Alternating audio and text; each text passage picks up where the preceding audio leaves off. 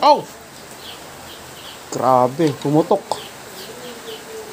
Napakabaho mga boss. Ayan o.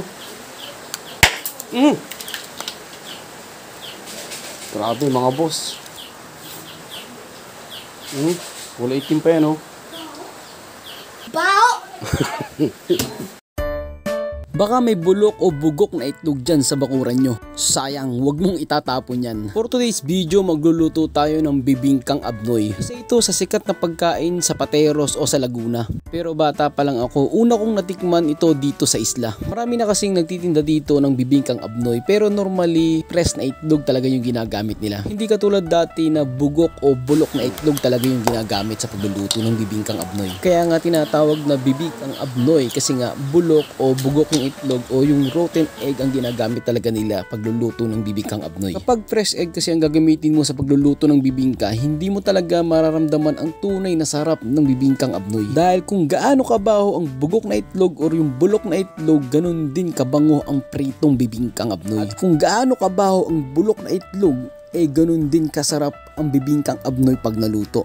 Promise. Dun sa mga kumakain ito, paki-comment naman kung saang lugar mo to natikman. At pasintabi naman sa mga taong hindi pa kumakain nito. Promise, masarap ito. So paano ba yung mga boss, idol and madam? Huwag natin patagalin to, magluto na tayo nito. Let's go!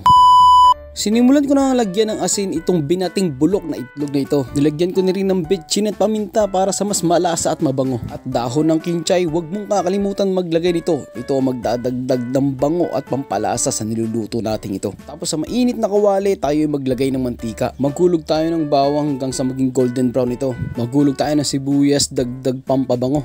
At kamatis para sa kompletong ricado. Pagkatapos halu-haluin mo lang hanggang sa maging ready ng mga ito. At pagkatapos ng lahat, yung ricadong iginisa mo, ihulog mo sa binating bugok na itlog na ito. At dito pa lang sa proseso na to, malalaman mo at mawawala na yung amoy ng bulok o bugok na itlog kapag mismong ikaw na ang gumagawa nito.